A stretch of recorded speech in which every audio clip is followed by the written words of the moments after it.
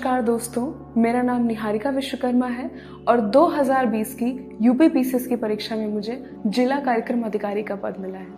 आज जब मैं खुद को अधिकारी कहती हूँ ना, तो मैं अपने फादर की वो बात याद करती हूँ जब उन्होंने कहा था कि अपने 4 बच्चों में से मैं किसी एक को अधिकारी जरूर बनाऊंगा, और खुशकिस्मती से अपने परिवार की वो अधिकारी मैं बनी। तो मेरी कहानी कहाँ से शुरू होती है? मेरी कहानी शुरू होती है महमूदाबाद से, जो कि सीतापुर जिले का एक छोटा सा कस्बा है।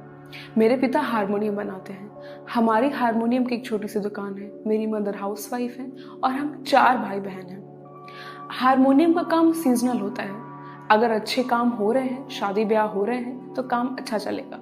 अदरवाइज कभी कभी हफ्तों पापा की कोई कमाई नहीं होती थी। और अब इस हारमोनियम की छोटी सी दुकान से इन 4 भाई बहनों का पढ़ना लिखना, उनकी ज़रूरतें पूरी करना, उनके सपने पूरे करना मेरे फादर के लिए एक बहुत बड़ी चुनौती थी। मुझे आज भी याद है, जुलाई में हमारा नया सिलेबस आना होता था, नया कोर्स आना होता था, और उस टाइम घर में हाहाकार मचती थी, क्योंकि जुलाई, अगस्त, सितंबर ये 3 महीने बरसात के महीने होते थे, जिसमें कोई भी मंगल काम नहीं होते थे। तो जब अच्छे काम नहीं होने हैं तो कोई कमाई नहीं होनी है। तो उस टाइम पापा के लिए बहुत मुश्किल होती थी हम लोगों का नया सिलेबस लाना। और इस सिलेबस में, इस कोर्स में सिर्फ बुक्स होती थी। नया बैग, नए शूज, नई यूनिफॉर्म, ये तो हमारी चेकलिस्ट में नहीं होता था। अपनी फर्स्ट ईयर और इंटर, 11th 12th मैंने अपनी बड़ी बहन की यूनिफॉर्म पहन के ही पूरा किया है, क्योंकि मुझे पता था कि मुझे नहीं मिलेगा, हम अफोर्ड नहीं कर सकते। एक तो फाइनेंशियल प्रॉब्लम और ऊपर से लड़की का कलर डल, एक और नई मुसीबत। मुझे अपने कलर की वजह से बहुत प्रॉब्लम झेलनी पड़ी। फाइनेंशियल क्राइसिस तो थी ही, लेकिन जो कलर है मेरा, ये जो डस्की रंग है, ये हमारी इंडियन सोसाइटी में बिल्कुल भी एक्सेप्टेबल नहीं है। हमारी सोसाइटी इस तरह से डिज़ाइन है कि अगर आपका कलर नहीं अच्छा है तो फिर आप कितने भी अच्छे हो, आपकी कोई वैल्यू नहीं है, आपका होना ना होना बराबर है। और खासकर तब ये और वर्स हो जाता है जब इंसान एक लड़की हो। इंडियन सोसाइटी में लड़की का ब्यूटीफुल होना उसके कलर से एसोसिएट करके जोड़ा जाता है, और ये चीज़ मैंने बहुत अच्छे से झेली।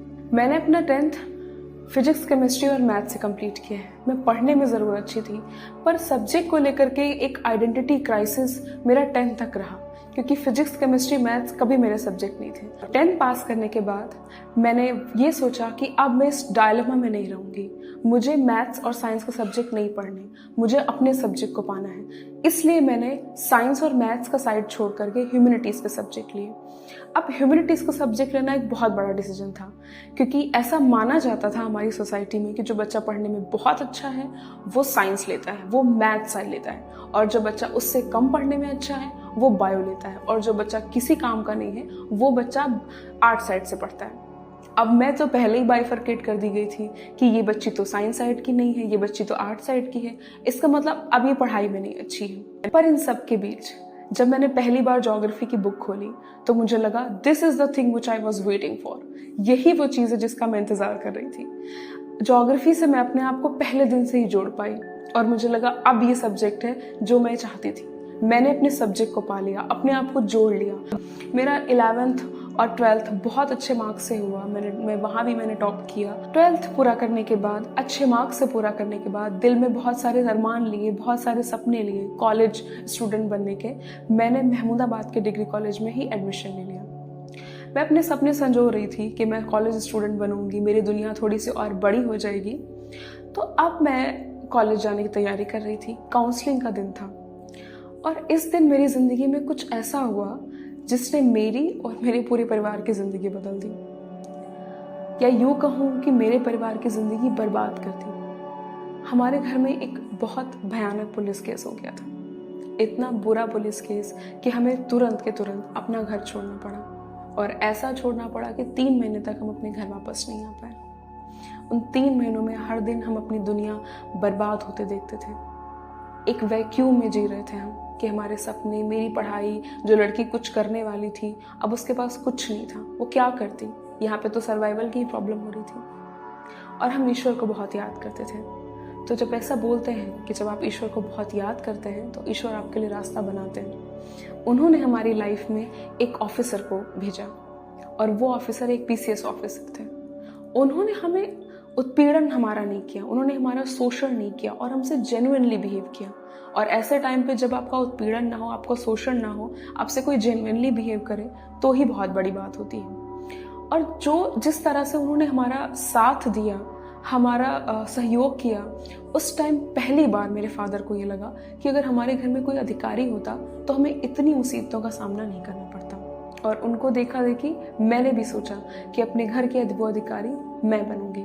खैर, जैसे तैसे दोस्तों की मदद से मेरा बीए में एडमिशन हो गया और मैंने अपना बीए करना शुरू कर दिया और मैंने अब कॉलेज की दुनिया को पूरी तरह से एंजॉय करने का मन बना लिया था।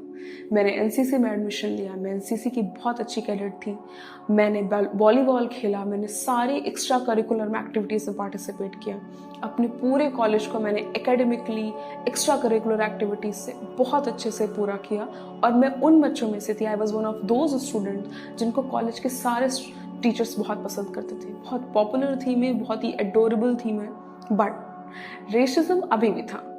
जब कोई मुझ में कोई कमी नहीं निकाल पाता था, पढ़ाई में अच्छी, हर चीज में अच्छी, स्मार्ट, बोल्ड, करेजियस, सब कुछ, तो जब कोई कमी नहीं निकाल पाता था तो तुम तो काली हो, कभी देखा करो अपनी शक्ल आईने में कि तुम दिखती कैसी हो।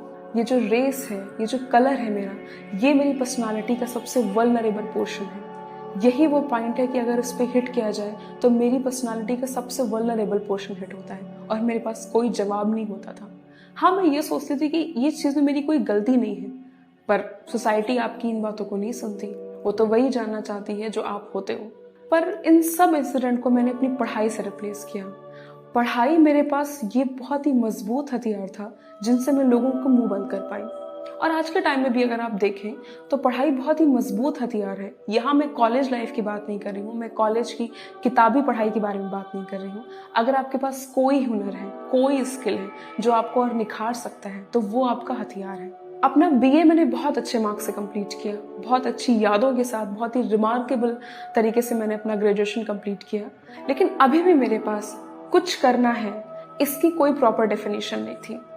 मेरे सारे दोस्त आगे पीजी कर रहे थे, तो मैंने 3-4 कॉलेजेस में मास्टर्स के लिए अप्लाई किया। Since geography is my favourite subject, तो ज्योग्राफी से मास्टर्स करने का मैंने डिसाइड किया और मैंने कई कॉलेजेस में एडमिशन के लिए अप्लाई किया।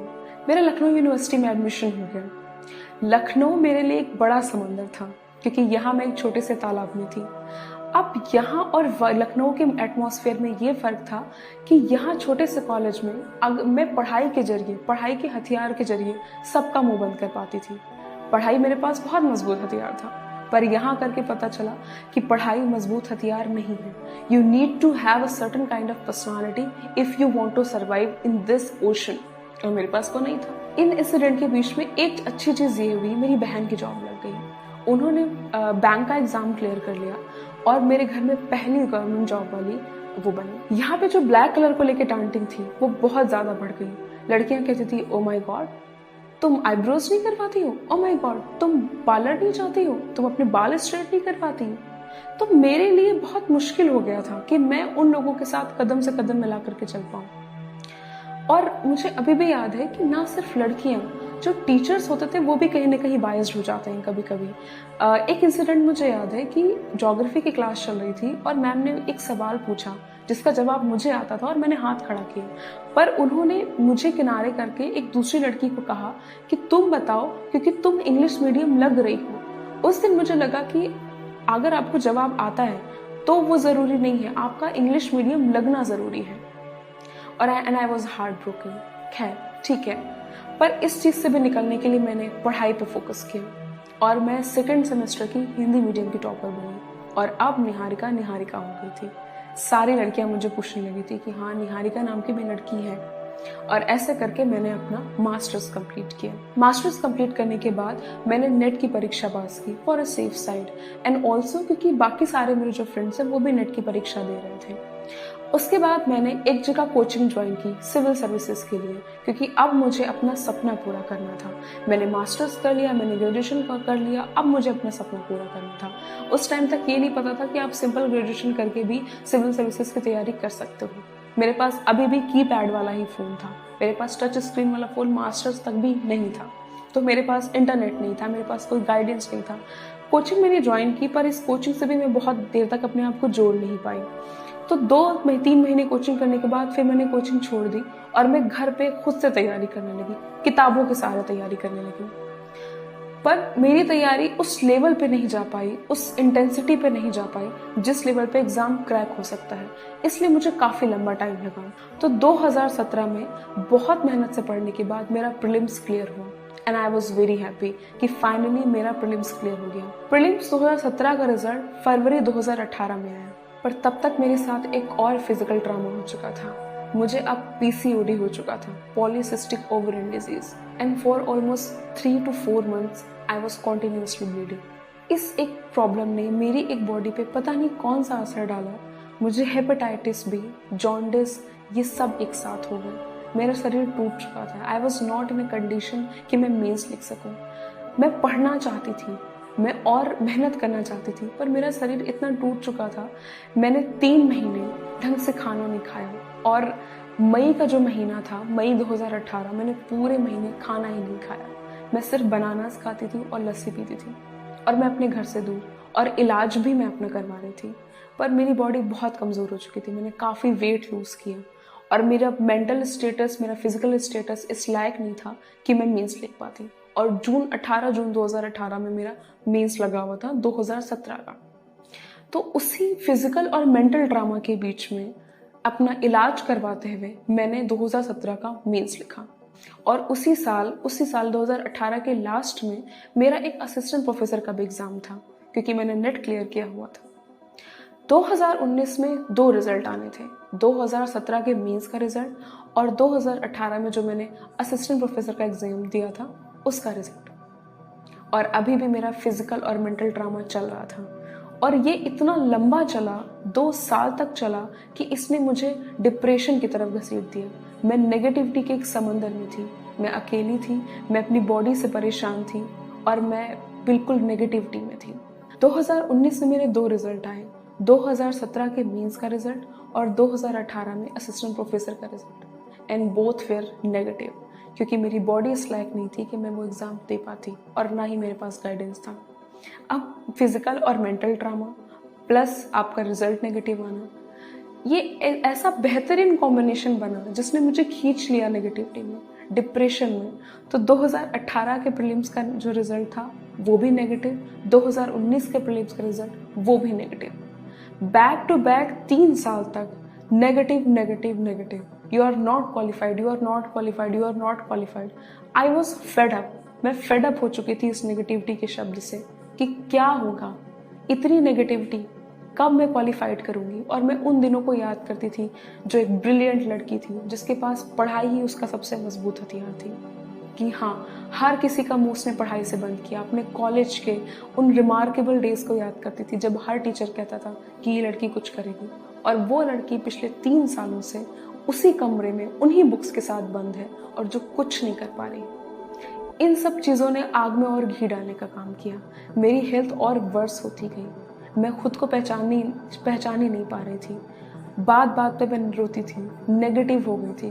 और डिप्रेशन को अभी भी लोग बहुत ही लाइट वे में लेते हैं, पर डिप्रेशन एक बहुत बुरी बीमारी है। प्लीज़ आप लोग इस चीज़ को समझें और सपोर्ट करें। 2019 मेरा एनी हाउ बीता। 2019 के लास्ट में मेरी सिस्टर की शादी फिक्स हो गई, जो अब तक मुझे सपोर्ट करती आई थी।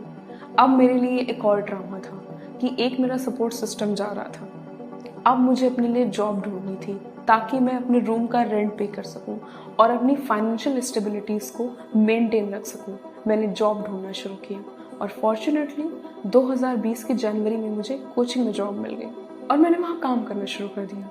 और फरवरी में मेरी बहन की शादी हो गई। पर उस कोचिंग में काम करते हुए भी मेरी जो फाइनेंशियल प्रॉब्लम थी वो सॉल्व नहीं हो पाई, और अब मैं और नेगेटिव हो चुकी थी कि मुझसे कुछ नहीं हो सकता। निहारिका, तुम किसी लायक नहीं हो, यू आर लूजर, तुम कुछ नहीं कर सकती। वो जो टाइम तुमने देखा था, इंटर के टाइम या फिर ग्रेजुएशन के टाइम या फिर मास्टर्स के टाइम, वो कुछ और वक्त था। अब तुम वो नहीं हो जो तुम हो। खैर, फिर मार्च के बाद लॉकडाउन लग गया और मैं घर आ गई, और अभी भी हमारी हारमोनियम की ही दुकान है। तो अभी भी कमाई इतनी नहीं हो रही है कि मेरे एक्सपेंसेस चलाए जा सके। तो फादर के सामने और बड़ी प्रॉब्लम आ गई, क्योंकि लॉकडाउन में इंडिया का जो अनऑर्गेनाइज सेक्टर है वो बिल्कुल कोलैप्स कर गया, और हम लोग भी अनऑर्गेनाइज सेक्टर में ही आते हैं। वो जो 3 महीने थे वो हम पे बहुत भारी गुजरे। हमारी आर्थिक स्थिति और वर्स हो गई थी, और इनके बीच में हमारे मोहल्ले के एक इंसान ने मेरे फादर के खिलाफ कंप्लेन कर दी, गलत तरीके से कंप्लेन कर दी। अब मेरे फादर मुझसे रोज कहते थे कि काश अगर कोई तहसील लेवल का कोई इंसान होता तो शायद आज कोई हमें बेवकूफ़ नहीं बना पाता। वो जब खाना खाने आते थे तो वो मेरी तरफ देखते थे, मुझसे हाथ जोड़ के विनती करते थे कि बेटा प्लीज़ तुम कुछ कर लो, प्लीज़ तुम कुछ कर लो। और मैं अंदर ही अंदर ख़त्म हो रही थी। I was dying inside me. मैं अंदर ही अंदर दीमक की तरह मैं खाई जा रही थी, क्योंकि ना मैं खुद को पहचान पा रही थी, ना मैं अपने सपने को पूरा कर पा रही थी, ना मैं लाइफ में स्टेबल हो पा रही थी, ना मैं अपने फादर का साथ दे पा रही थी। मैं बस नेगेटिव थी, मैं बस फेल थी, डम्बो थी। जब जुलाई में लॉकडाउन ख़त्म हुआ तो मैं वापस लखनऊ आई, और इस बार मैं डू और डाई वाली कंडीशन के साथ वापस आई कि अब मैं कुछ ना कुछ तो ज़रूर करूँगी। मेरी जॉब छूट चुकी थी, पैसा बिल्कुल नहीं था मेरे पास, रिजल्ट नॉट क्वालिफाइड आ रहे थे, मेरे पास कोई प्लान बी नहीं था, मैं बिल्कुल बर्बाद होने वाली कंडीशन में थी, क्योंकि अगर ये नहीं होता तो मुझे कुछ भी नहीं मिलता। खैर, मैंने अपनी पढ़ाई कंटिन्यू करना शुरू किया, पर सितंबर में एक और बड़ी प्रॉब्लम आ गई। मेरे फादर बहुत बुरी तरह बीमार हो गए। हर लड़की के लिए उसके फादर सुपर हीरो होते हैं, मेरे लिए भी थे। और जिस आदमी को अपनी पूरी ज़िंदगी आप मजबूत देखते हो कि वो हर तकलीफ से आपको बचा लेगा, मैंने उन्हें पहली बार कमज़ोर देखा। इतना कमज़ोर कि मेरा छोटा भाई उन्हें पकड़ के ले जा रहा था, वो चल भी नहीं पा रहे थे। और उस टाइम मैंने ये सोचा कि कहीं ऐसा ना हो कि मैं इन्हें खो दूँ। उन्हें खोने का जो डर था वो मुझे उस टाइम लगा। मैं आज भी याद करती हूँ तो सिहर जाती हूँ। और मैं खुद से ये सवाल कर रही थी कि अगर निहारिका तुम अब नहीं कर पाई तो उनको कुछ हो जाएगा, फिर करने का क्या फ़ायदा। जब वो 3 दिन लखनऊ में रुके थे तभी भी वो मुझे देखा करते थे, मैं पढ़ती थी और मुझे देखा करते थे। फिर उन्होंने जाते जाते मुझसे कहा कि बेटा प्लीज़ कुछ कर लो, प्लीज़ कुछ कर लो, मुझे बहुत उम्मीदें हैं तुमसे। और अब मेरे पास कुछ नहीं बचा था, कुछ भी नहीं बचा था। सितंबर के लास्ट में वो गए और तब तक मेरी पढ़ाई अच्छी खासी हो गई थी 3 महीने में। और फिर 11 अक्टूबर को मेरा प्रीलिम्स लगा हुआ था 2020 का। मैंने दुनिया हिलाने वाली पढ़ाई की और फाइनली नवंबर में मेरा रिजल्ट आया एंड आई वाज क्वालिफाइड। जब सारे लोग अपने प्रीलिम्स निकलने की खुशी मना रहे थे तो मैं पूरी रात जाग रही थी। मैं पूरी रात जागी और मैंने पूरी रात स्ट्रैटेजी बनाई कि मुझे कैसे अपना मेंस कंप्लीट करना है, कैसे मुझे मेंस निकालना है। जब मैं पूरी रात सोई नहीं, पूरी रात स्ट्रैटेजी बनाई, जब मैं सुबह उठी तो मैंने ये सोचा कि मैं मेंस इंग्लिश मीडियम में दूंगी। अब ये बहुत बड़ा डिसीजन था। मैं यूपी बोर्ड की पढ़ी हुई हूँ, मैंने अपनी ज़िंदगी में एक भी बुक इंग्लिश में नहीं खरीदी थी। मैं पूरी तरह से हिंदी मीडियम की स्टूडेंट हूँ और 7 पेपर आपको इंग्लिश में लिखने होते हैं और अपने थॉट्स को जनरेट करके भी लिखने होते हैं। तो एक प्रॉब्लम ये थी कि मेरा बैकग्राउंड हिंदी मीडियम का था, दूसरी प्रॉब्लम ये थी कि मेरे पास कोई बुक इंग्लिश में नहीं थी, तीसरी बात और जो सबसे बड़ी प्रॉब्लम थी वो ये थी, आई जस्ट हैड 50 डेज। मेरे पास सिर्फ 50 दिन थे और उन 50 दिनों के बाद 21 जनवरी को मेरा पहला मेंस लगा हुआ था। पर ओम शांति ओम मूवी का एक डायलॉग मुझे बहुत अच्छा लगता है कि जब आप किसी चीज़ को शिद्दत से चाहते हो तो पूरी कायनात आपको उससे मिलाने की कोशिश करती है। तो मेरी लाइफ में ये जो मीडियम चेंज करने का जो ट्विस्ट था, मुझे लगता है कायनात ने ही मुझे दिया, नेचर ने ही, गॉड ने ही मुझे दिया। और मैं दृढ़ प्रतिज्ञ थी, मैं बिल्कुल डिसाइड कर लिया था मैंने कि मैं इंग्लिश में ही लिखूंगी। हालांकि बाकी लोगों ने थोड़ा डाउट किया था, बट फाइनली जब उन्होंने मेरा यकीन देखा तो उन्होंने कहा ठीक है, जस्ट गो फॉर इट। मैंने उन 50 दिनों में खुद को भुला दिया था। मुझे ये तक नहीं याद था कि महीने में दिन कितने होते हैं। दिन और रात का जो फर्क था वो मैं भूल चुकी थी। ना मैं दिन को दिन समझती थी और ना रात को रात।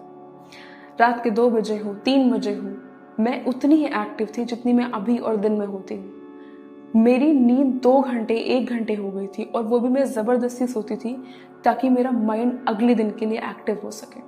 मुझे बस ये था कि मुझे किसी भी तरीके से अपना सिलेबस ख़त्म करना है। ये मौका बार बार नहीं आएगा, ये मौका नहीं आएगा निहारिका, ये मौका आखिरी है तुम्हारी ज़िंदगी का। मुझे 50 दिनों में कभी अलार्म लगाने की ज़रूरत नहीं पड़ी। मैंने कभी अलार्म नहीं लगाया। जनवरी की, दिसंबर की वो ठंड वाली रातें जब सबको मज़ा आता है रज़ाई में सोने में, मैं कभी भी नहीं सोई। मुझे कभी भी ये लालच नहीं आया कि मैं भी सो जाऊँ। I just had one dream, मुझे मेंस क्लियर करना है। मैंने लाइब्रेरी ज्वाइन की। जब मैं 3 ऑटो चेंज करके घर आती थी और मैं तीनों ऑटो में हेडफोन लगा के वीडियोस देखती थी। अपने एक मिनट को मैंने यूटिलाइज किया। जब मैं किचन में कोई काम कर रही होती थी तो फिर मैं हेडफोन लगाती थी। दुनिया में क्या हो रहा है, कौन जी रहा है, कौन मर रहा है, कहाँ आंधी तूफान आ रहा है, कहाँ भूकंप आ रहा है, मुझे कोई परवाह नहीं थी। मुझे दिन रात सिर्फ एक चीज खाई रहती थी कि अगर मैं इस बार नहीं कर पाई तो कभी नहीं कर पाऊंगी, मुझे ये करना है। इस दुनिया हिलाने वाली, पागलपन वाली, जुनून वाली पढ़ाई के बाद मेरा रिजल्ट आया 20 मार्च को और मैं इंटरव्यू के लिए क्वालिफाई कर चुकी थी।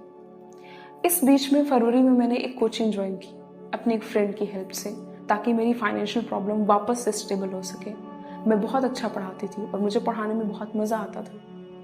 बट ये सब चीज़ें चल रही थी। मेरे दोस्त आपस में बात करते थे, मेरा जो मन था वो बहलाने आते थे, मुझे थोड़ा सा चीयर अप करने आते थे। बहुत सपोर्ट किया मेरे दोस्तों ने, मेरे नए दोस्तों ने, मेरी कोचिंग के माहौल ने मुझे बहुत सपोर्ट किया।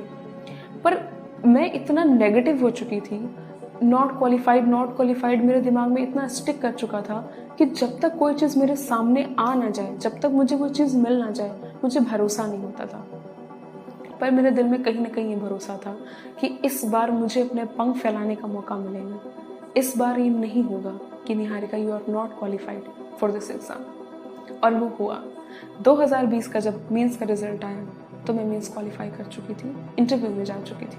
20 मार्च को मीन्स का रिजल्ट आया, 28 मार्च को होली थी, 2 अप्रैल को मेरा इंटरव्यू था। मैंने पहले से ही डिसाइड करके रखा था कि मैं इस बार होली नहीं मनाऊंगी। इस बार होली, दिवाली, रक्षाबंधन, कोई भी त्यौहार, कोई भी शादी हो, मैं नहीं मनाऊंगी। मुझे बस अपना त्यौहार मनाना है, अपने सिलेक्शन का त्यौहार मनाना है। जब रिजल्ट आया मैंने अपने फादर को फ़ोन किया, पापा मैं होली में घर नहीं आ रही हूँ। वो हिचकिचाए कि बेटा प्लीज़ आ जाओ, ऐसा नहीं हो सकता, तुम पहली बार होली वहाँ मनाओगी, हम लोग तुम्हें याद करेंगे। मैंने कहा पापा होली अगले साल फिर आ जाएगी, पर ये मौका फिर नहीं आएगा। पापा ने कहा ठीक है। उन्होंने हमेशा की तरह मेरा सपोर्ट किया और मैं घर नहीं गई। जब सारी दुनिया सेलिब्रेट कर रही थी होली, सारे लोग खुशी मना रहे थे, मैं अपने उस कमरे में अपनी किताबों के बीच में अपनी किस्मत की ताबीर लिख रही थी। और अभी भी मेरे दिमाग में था मुझे ये एग्ज़ाम क्रैक करना है किसी भी हाल में, क्योंकि मेरे फ्रेंड्स ने, मेरी सिस्टर ने, मेरे फादर ने कहा कि बस ये आखिरी प्रहार, बस आखिरी बार तुम्हें स्ट्राइक करना है, और तो वो आखिरी वाला स्ट्राइक सबसे ज़ोरदार होना चाहिए। मैंने इंटरव्यू की अलग कॉपी बनाई। इंटरव्यू की अलग कॉपी में मैंने वो सारी चीज़ें लिखी जो मैंने 20-25 वीडियोस डेली देख के कंप्लीट की थी। फाइनली मैं इंटरव्यू देने गई और इंटरव्यू में जब मैं देने गई तो वहाँ मैंने देखा I was the only girl जो अकेले इंटरव्यू देने आई थी। मेरी मनोस्थिति, मेरा जो स्टेट ऑफ माइंड है वो इतना मजबूत, इतना स्टेबल हो चुका था कि मैं अकेले इंटरव्यू देने चली गई, सिविल सर्विसेज का इंटरव्यू देने। मुझे इतना भी डर नहीं लगा। मेरा जो इंटरव्यू था वो चेयरमैन सर के बोर्ड में था, जो काफ़ी खतरनाक माना जाता है, पर मैं बिल्कुल नहीं डरी, क्योंकि ये एग्ज़ाम क्रैक करने का जो पागलपन था वो मेरे सर के ऊपर से गुजर चुका था। और मेरा इंटरव्यू काफ़ी अच्छा हुआ और फाइनली इंटरव्यू देने के बाद 12 अप्रैल को मेरा रिजल्ट आया। और उस दिन भी मुझे याद है अच्छे से कि मैं 102 बुखार में थी, फीवर में थी। मैंने अपना फ़ोन ऑफ करके रखा था कि आज रिजल्ट आने वाला है, मैं पता नहीं फेस कर पाऊंगी कि नहीं। इंटरव्यू देने के बाद से ही मेरी खुली आंखों में मेरा रोल नंबर और मेरा नाम मेरी आंखों के सामने आते थे। आई डोंट नो कि ये चीज़ें कैसे हुई, पर ये होता था मेरे सामने। तो जब रिजल्ट आया तो मेरा फ़ोन ऑफ था, मैं 102 बुखार में थी, और जब मैंने अपना फ़ोन ऑन किया तो मेरी दुनिया बदल चुकी थी। सारे लोगों के कॉल पड़े थे, मैसेजेस पड़े थे, निहारिका तुम डीपीओ हो गई हो, निहारिका तुम डिस्ट्रिक्ट प्रोग्राम ऑफिसर हो गई हो, तुम जिला लेवल की अधिकारी हो गई हो। और उस दिन जो मैं इतने सालों से, इतने 5-6 सालों से मैं इस रात का इंतज़ार कर रही थी, जिस दिन मैं हमेशा से ये मैं दुआ करती थी कि वो रात आए जिस रात में सुकून से सोऊं, वो सुबह आए जो मेरी ज़िंदगी की सबसे खूबसूरत सुबह हो।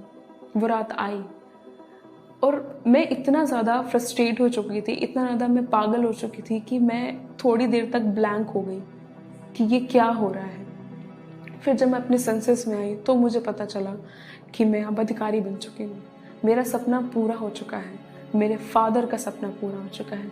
मैंने अपने पापा को कॉल किया और वो सुनने के बाद वो मुझसे भी ज़्यादा 7वें आसमान पे पहुंच गए। तो अपनी कहानी के जरिए मैं आपको ये बताना चाहती हूँ कि हर वो चीज़ जो आपसे बिलोंग करती है, हर वो चीज़ जो आप सोचते हो कि आपकी है, वो आपको मिल के रहेगी। बस आप में उसे पाने का, उसे हासिल करने का मादा होना चाहिए, काबिलियत होनी चाहिए। मुझे जब मिल सकता है तो आपको भी मिल सकता है। और चलते चलते मैं आपको बस इतना कहना चाहूँगी कि मेरे किरदार को तो चाहे जितना आजमा लें, पर इसके आगे की कहानी फिर मैं लिखूंगी। Thank you so much. तो डियर लर्नर्स, आज के साक्षात्कार में आपने जाना कि किस तरह से निहारिका जी ने 3 साल के कठोर स्ट्रगल के बाद अपना लक्ष्य किस तरीके से अचीव किया। एक गरीब परिवार से संबंध रखने वाली निहारिका जी किस तरीके से यूपीपीएस में टॉप रैंक लाती है और अपने लक्ष्य को प्राप्त करती है। प्यारे विद्यार्थियों, मैं चाहता हूँ कि आप भी इसी तरीके से उमंग से, इसी जुनून के साथ पढ़ते रहिए जिससे आपको भी अपना लक्ष्य प्राप्त हो सके। ईश्वर का दिया कभी अल्प नहीं होता, जो बीच में टूट जाए वह संकल्प नहीं होता। डियर लर्नर्स, ईश्वर का दिया कभी अल्प नहीं होता, जो बीच में टूट जाए वह संकल्प नहीं होता। हार को जीत से दूर ही रखना मेरे दोस्त, क्योंकि जीत का कोई विकल्प नहीं होता। डियर लर्नर्स, इसी के साथ मैं इस वीडियो को रोकता हूँ और मैं उम्मीद करता हूँ कि ये वीडियो आपके लिए बहुत